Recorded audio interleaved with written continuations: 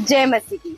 कभी अपने एनिमी के लिए परमेश्वर का धन्यवाद दिया है कि थैंक्स गॉड कि ऐसा दुश्मन आपने मेरे जीवन में दिया। एक कहानी के द्वारा बताना चाहूंगी कि एक गांव था जहाँ पे एक बूढ़ी औरत रहा करती थी। वो दिन रात प्रार्थना में लगी रहती थी और उसका प्रार्थना करना उसके पड़ोसी को बिल्कुल पसंद नहीं था। वो उससे बहुत नफरत करते थे। एक दिन वो पड़ोसी सोचता है क्यों ना इस बूढ़ी माँ की प्रार्थना को सुना जाए, तो वो उसके घर के खिड़की के पास जाकर खड़ा हो जाता है।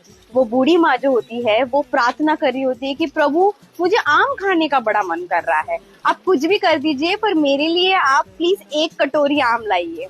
और ये जो पड़ोसी होता है वो सोचते कि ऐसी कौन प्रार्थना करता है, चलो इस बुढ़िया के साथ कुछ ट्रिक किया जाए। तो वो क्या करता है, 2 आम की टोकरी लाकर उस बूढ़ी औरत के घर के सामने रख देता है।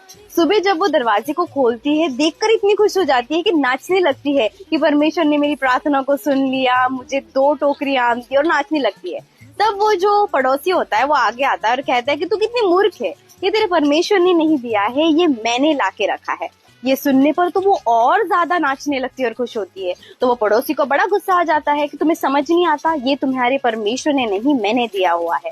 तब वो बूढ़ी औरत कहती है इसलिए तो मैं आनंद मना रही हूँ कि मेरी जरूरतों को परमेश्वर ने मेरे शत्रु द्वारा पूरा किया, और वो भी ऐसा ही नहीं, दुगनी तरीके से, क्योंकि मैंने तो केवल 1 आम की टोकरी मांगी थी पर परमेश्वर ने तो मुझे दुगना करके मेरे शत्रु के द्वारा दिया।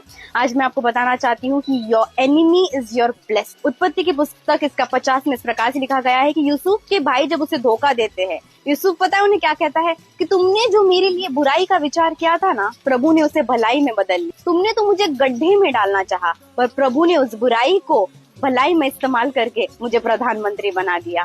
और यही सच है, और इसलिए लिखा गया है मत्ती 5 इसमें कि तुम अपने शत्रुओं के लिए दुआ करो, जो तुम्हारा बुरा करते उनके लिए दुआ करो, जो तुम्हें सताते उनके लिए प्रार्थना करो, क्योंकि प्रभु जानते हैं कि वही तुम्हारे लिए एक आशीष का कारण बने।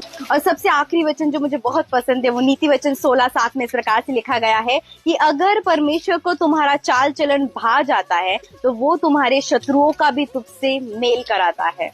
आमीन।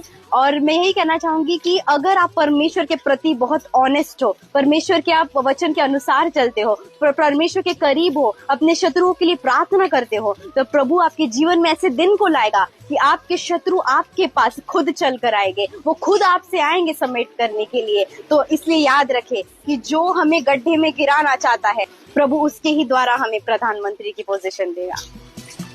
दुश्मन पर भी सब कुछ